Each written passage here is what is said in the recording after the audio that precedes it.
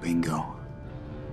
Tulsa was never Dwight's kingdom. It was a trap disguised as an empire, and Episode 6 finally rips the curtain down. Betrayals, bodies, and alliances shattering like cheap glass, all while Dwight still believes he can fix this city through brute force and Brooklyn honor. Please, Tulsa doesn't run on loyalty, it runs on leverage, and now the war he thought he controlled is exploding in his face, one bullet and one backstab at a time.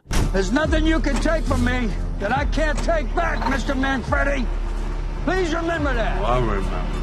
We're talking traitors inside his crew, Dunmire circling like a damn vulture, Muso lawyering up and poisoning the board, and the feds playing puppet master while Dwight dances like he's still calling shots. And you know what this episode is really telling us? Someone we care about isn't making it out alive. Episode 6 feels like the show saying enough. It's time to break Dwight down to stone and sand and see what's left. So buckle up, because if Episode 6 is the fuse, then Episodes 7 and 8 are the explosion. And the worst part, Dwight's biggest enemy isn't Tulsa, the gangs, or Dunmire. It's the people sitting at his own table. We thank you for bringing the fruits of our labor back to the hands of the righteous. The betrayal reveal. Who finally turned on Dwight? So there it is. The rat finally crawled out from under the floorboards. After 5.5 episodes of Dwight building his empire brick by brick, it wasn't the feds, the bikers, or some rival family that set the stage for the knife in his back. It was someone inside the circle. And the best part? You could practically smell the betrayal 2 episodes ago. But Dwight, in all his old-school loyalty, just kept pouring trust like it was top-shelf bourbon. The man still thinks a handshake means something in 2025. Adorable, but tragic. And when the mask finally dropped, oh, it stung. Not because we didn't see it coming, we did, but because Dwight actually believed he was building a family. But this isn't the 1990s mob, this is Tulsa. Loyalty here lasts about as long as an Instagram story. The betrayal wasn't just personal, it was strategic. Somebody decided that Dwight's empire was growing too fast, his influence too wide, and his swagger too loud. And rather than confront the king to his face, they chose the modern path. Backdoor deals, whispered alliances, and rat behavior that would make Fredo blush. But here's the real kicker, this betrayal might be the best thing that's ever happened to Dwight. Because now the gloves come off. Now we get scorched earth Dwight. The Dwight who doesn't negotiate, doesn't forgive, and absolutely does not forget. Tulsa wanted a king? Congratulations, now they've got a warlord. And when Dwight finds out exactly who sold him out and why, there won't be apologies, there will be consequences. Loud, bloody, headline-making consequences. You looking to start a war, Bill? Going to war is a pretty good bet. This goddamn Manfredi's taken a good time in my life and turned it into a bad one. Tyson's breaking point, pawn, traitor, or tragic hero. Tyson has finally hit the wall, and honestly, it was only a matter of time. You can only drag a kid into mob politics, biker crossfire, family drama, and felony-level chaos for so long before something snaps. And Episode 6 made one thing painfully clear. Tyson's soul is on the auction block. One side sees him as Dwight's loyal protege. The other sees him as a disposable pawn. And Tyson, he's caught in the middle, bleeding confidence and drowning in consequences he never signed up for. But here's the uncomfortable question nobody wants to say out loud. Is Tyson about to switch sides? Episode 6 basically slapped us in the face with the possibility, the fear, the indecision, the pressure. It's all written on his face. He's either about to crumble or crack. And when a character reaches that breaking point, they only ever go in one of two directions: betrayal or rebirth. Either he becomes the Judas of Tulsa, or he steps into the fire and finally becomes the man Dwight keeps claiming he can be. There is no middle lane left for him. Loyalty is a luxury, and Tyson can't afford it anymore. But if Tyson does break bad, is he really a villain? Or is he just collateral damage in Dwight's midlife mob renaissance? Because let's be real, Dwight didn't save this kid, he conscripted him. Tyson might not be a traitor at all, he might just be the only character smart enough to choose survival over loyalty. And if that makes him a tragic hero, then so be it. Tulsa doesn't reward good men, it buries them. And the lucky recipient?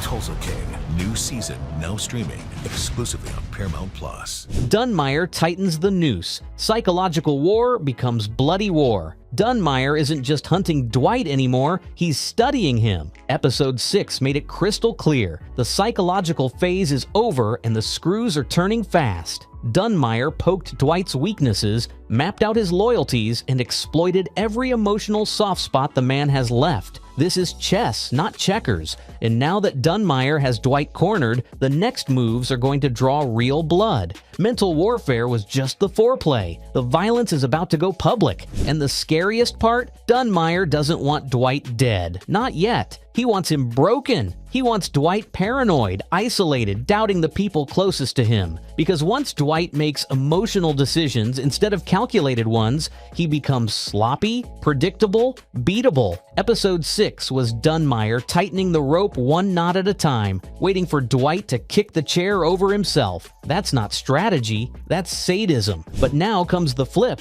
When psychological pressure stops working, men like Dunmire escalate. That means bodies. That means retaliation. That means Dwight's going to wake up in episode 7 or 8 and realize he's no longer in a turf feud, he's in a full-blown war he can't negotiate his way out of. The mind games are ending. The blood phase is beginning. Tulsa's about to learn what happens when a villain stops whispering and starts swinging. Man, I've made some threats in my life, but this is sick.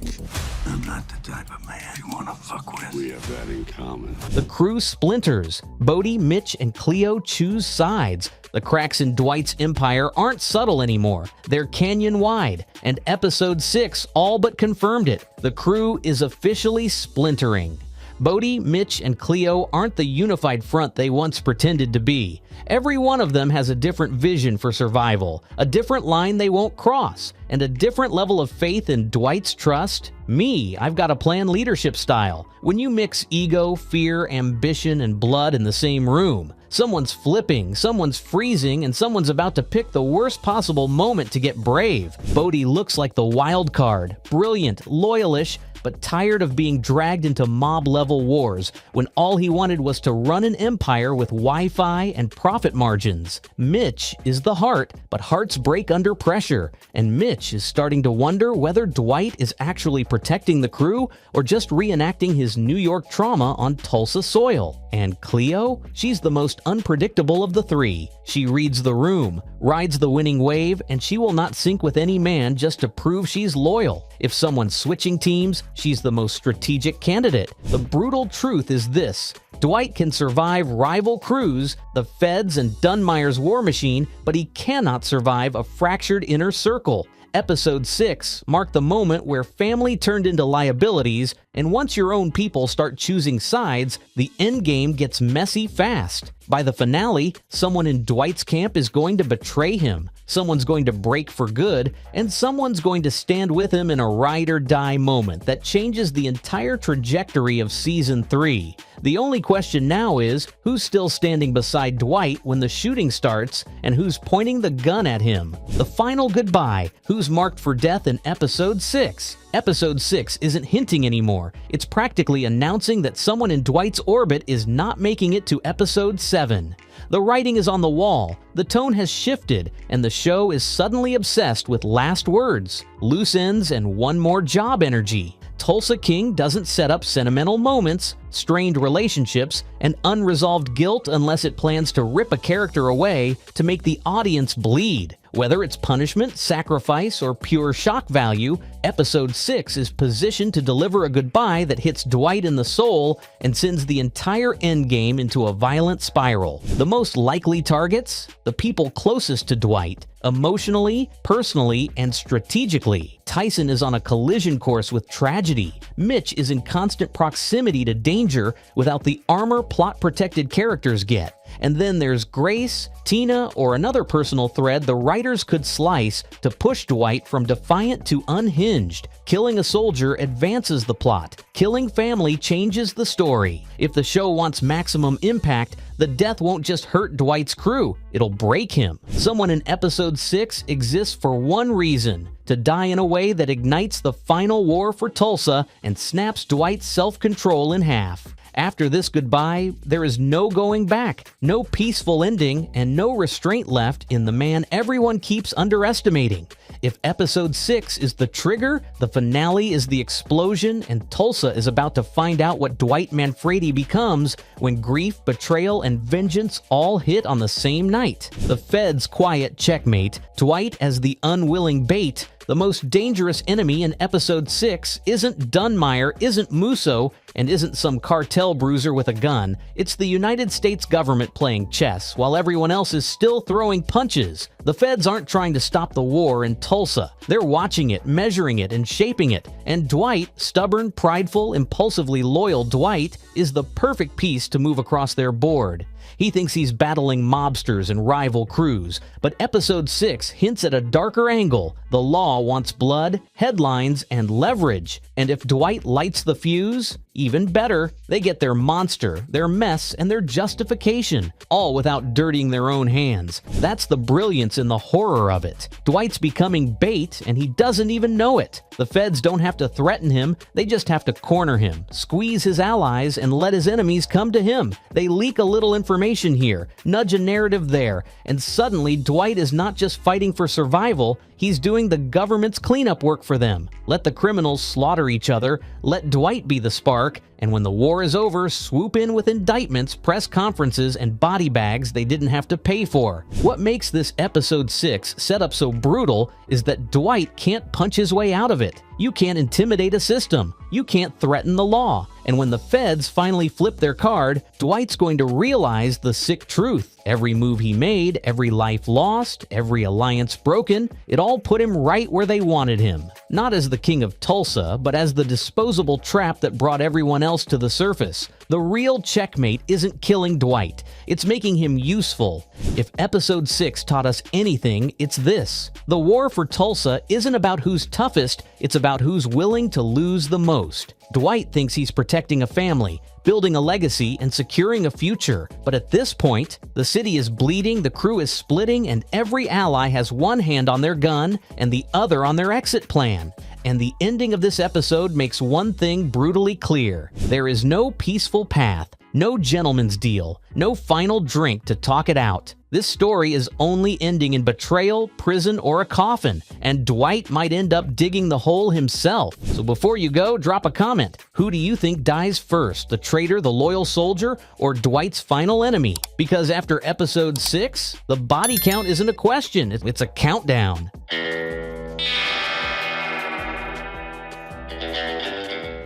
But the killing spree continues. Bikers, Chicky, we know everything. Everything you've been up to since you got it. If you thought the chaos in Tulsa King had peaked, think again, because Season 3, Episode 6 looks like the moment everything detonates. The line between ally and enemy has officially evaporated, and Dwight's empire is cracking faster than his patience. Dunmire's tightening the noose, Muso's playing chess with blackmail, and every friend Dwight ever made suddenly smells opportunity in the smoke. This isn't business anymore, it's personal, paranoid, and ugly. The kind of power struggle where the bullets might be the least dangerous thing flying around. Because when the walls start closing in and the loyalty starts rotting, every empire becomes the same, desperate, brutal, and drenched in betrayal. But there is only one son that I worship. And he was sacrificed in the name of the greater good too.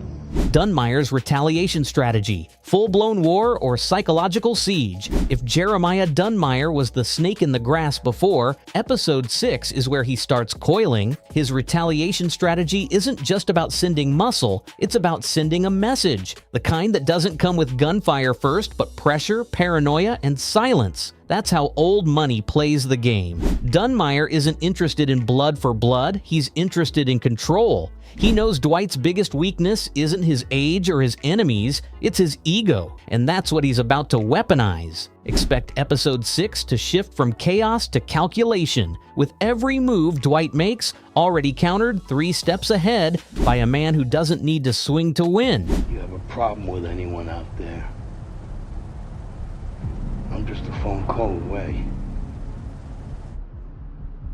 Sheridan's been setting this up like a chess match between two predators who don't even play the same sport. Dwight's still brawling in back rooms, breaking faces to solve problems. Dunmire's dropping contracts, bribes, and blackmail like landmines. We're watching a gangster from the street collide with a gangster from the boardroom, one fueled by instinct, the other by infrastructure. And honestly, Dunmire might already be winning. His war isn't fought with guns, it's fought with subpoenas, whispers, and high-end whiskey. By the time Dwight realizes he's in a psychological siege instead of a street war, it might already be too late. The brilliance and horror of Dunmire's play is how impersonal it is. He doesn't have to touch Dwight to destroy him, he just has to make the world around him crumble. His allies question him. His business partners pull out. The city starts treating him like the ticking time bomb he's become. It's the slow bleed, the kind that doesn't end with a firefight, but with a man forced to admit that power built on fear can't stand against power built on systems. If this episode delivers what the trailer teases, Dunmire isn't retaliating, he's already reclaiming Tulsa, piece by piece.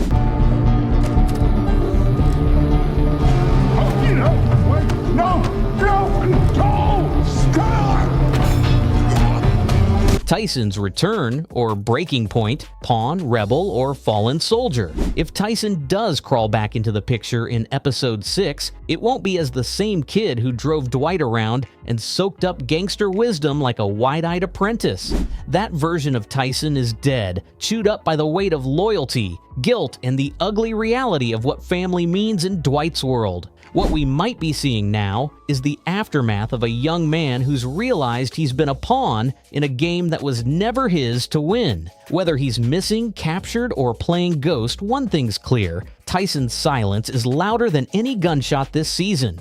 This could be the breaking point episode for him, the emotional shrapnel from Cole's death. The Bourbon fiasco and Dwight's unraveling empire has left him stranded between two lives: the street loyalty Dwight taught him and the self-preservation instinct that's finally kicking in. Sheridan loves his redemption arcs wrapped in tragedy, and Tyson fits that bill perfectly. If he returns, don't expect a tearful reunion. Expect resentment, trauma, and a man who's seen too much for his own age. He might not come back to help Dwight at all. He might come back to end it. Tyson's role now feels less like right-hand man and more like a walking consequence. His choices are proof that Dwight's mentorship is as poisonous as it is protective. Every favor Dwight ever called in, every promise of loyalty, now feels like a curse that Tyson's desperate to shake. So if episode 6 dares to pull the trigger on his storyline, it won't be about whether he survives. It'll be about whether his return ignites the final spark that sends Dwight's whole empire into flames. Tyson is not thinking right at that moment, so you leave him alone in that dive? Family doesn't do that. Cleo and Bodhi's loyalty tested further. Who folds first? If Tulsa King has taught us anything, it's that loyalty is just another form of currency, and in Dwight's crumbling empire, the exchange rate's collapsing fast. Cleo and Bodhi, once Dwight's ride-or-die operators, are now staring down the kind of moral debt no amount of cash or charisma can cover. Episode 6 looks like it's teeing up the moment where one of them finally cracks, not out of malice, but survival instinct. Dwight's empire is bleeding and the vultures are circling. You can't blame them for wondering if it's smarter to save themselves than to sink with the ship. Cleo's loyalty has always come with conditions. She's loyal until the room starts to smell like danger, and right now the whole place reeks. She's savvy, sharp, and knows the streets run on leverage, not love. Then there's Bodhi, the digital age hustler who thought he could outsmart the mob by coding his way around it. The irony? He's trapped deeper than anyone. Every move he makes now risks exposure, and every secret he's holding could get him killed. Sheridan's setting them up like two dominoes wobbling in opposite directions. The question is, who tips first and who pushes? What makes this so juicy isn't just the betrayal, it's the why. Cleo might fold because she's tired of playing cleanup for Dwight's old-school blunders. Bodhi might fold because the feds, Dunmire, or Muso finally press the right digital button. Either way, when one of them caves, it'll send shockwaves through what's left of Dwight's family. And here's the kicker: Sheridan doesn't do clean betrayals. When loyalty dies in Tulsa King, it dies ugly. and it usually takes someone with it. Episode 6 might just be the moment Dwight learns that fear keeps people close until it doesn't. Did we or did we not shake on a deal? It was a bad deal, Jeremiah. For me and for my family. The Bourbon deal's new fallout: clients, contracts, and corpses. The Bourbon deal was supposed to be Dwight's classy way of laundering legitimacy into his empire, a toast to power dressed up in mahogany and glass.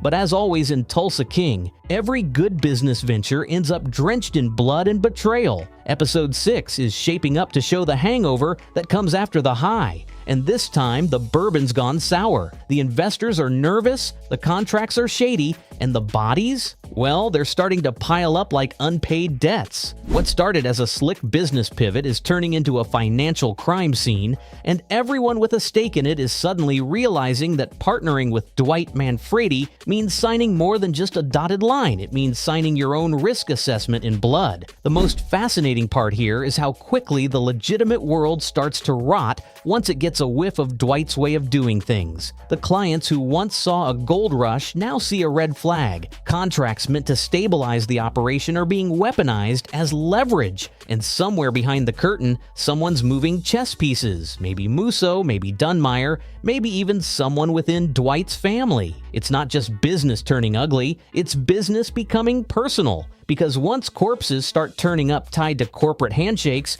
nobody can tell where the business ends and the war begins. The Bourbon deal was Dwight's promise to himself that he could go straight without losing control. But episode 6 feels like the moment that illusion finally shatters. The fallout isn't just financial, it's symbolic. Every bottle, every deal, every legit move Dwight tried to make becomes another reminder that no matter how much polish he puts on it, he's still running a criminal empire. The Bourbon was meant to represent sophistication and rebirth, but now it's the drink at his own funeral. The real question isn't how many bodies it costs, it's how much of Dwight's soul goes with it. Muso's leverage play. Blackmail and legal traps unleashed. Muso's finally done playing the polite game. Episode 6 looks like the moment she drops the pretense and shows everyone what real power looks like when it's wrapped in legal documents instead of bullets. While Dwight and his crew are still trying to navigate the chaos on the streets, Muso's making her moves in the shadows,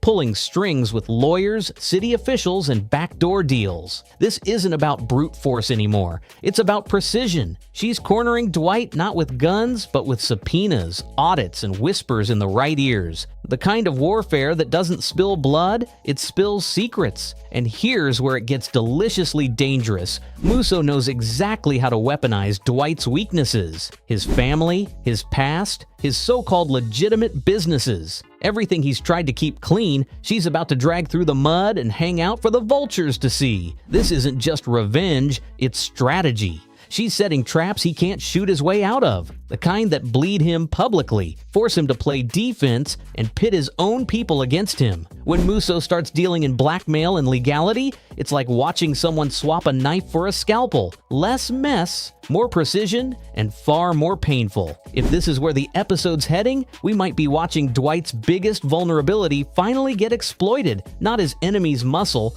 but their patience. Muso's playing the long game, waiting for him to crack under pressure, for his empire to implode from within. She's not just out for control anymore, she's out to erase his credibility, his alliances, and maybe even his name. Dwight survived shootouts and betrayals, but can he survive being strangled by the system itself?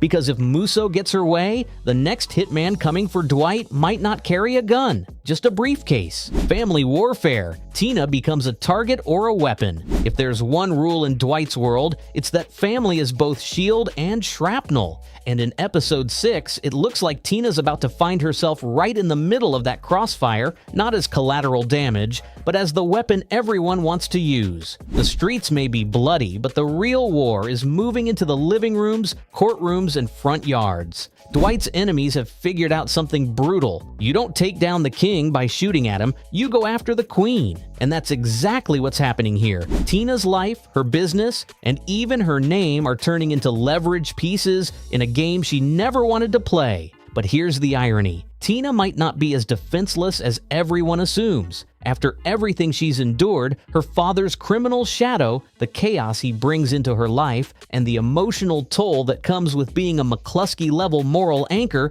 she's hardened up. This could be the moment where she flips the narrative, uses her father's playbook, and fights fire with fury. Maybe she's not the pawn anymore. Maybe she's the queen finally realizing her power on the board. Whether that means cutting deals behind Dwight's back or luring Muso into a trap of her own, this storyline feels like it's gearing up to turn Tina from a daughter into a force. And if this episode delivers on that promise, we're about to see the most personal kind of war. The kind where Dwight's biggest strength becomes his ultimate liability. Because family isn't just his reason to fight, it's the rope his enemies will use to pull him under. The question isn't whether Tina survives this, it's whether she chooses his side when the smoke clears. And if she doesn't, Dwight might finally learn the one thing he's refused to believe: sometimes blood isn't thicker than ambition. New rivals step out. Secondary players rise in the vacuum. When the big dogs start tearing each other apart, it's always the quiet ones in the corner who make their move,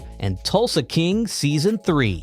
Episode 6 looks like the exact moment those secondary players start sniffing power. With Dwight stretched thin between Dunmire's counterattacks, Muso's shadow games, and the emotional warfare brewing at home, the cracks are showing, and in that vacuum, the opportunists step out of the dark. The side hustlers, the lieutenants, the overlooked, all ready to flip allegiances if it means climbing one rung higher. It's the jungle law of Tulsa. When the lion's distracted, the scavengers circle. And honestly, this might be where the show gets nasty. We're talking about low-level gang enforcers suddenly running corners, dirty cops realizing they can profit off the chaos, and even Dwight's supposed allies, the Cleos, the Bodhis, the club owners, quietly picking sides that benefit them, not the family. Every empire eventually rots from the inside, and this feels like that turning point. The people who once feared Dwight's wrath might start asking the one question that kills all loyalty: what's he really gonna do about it?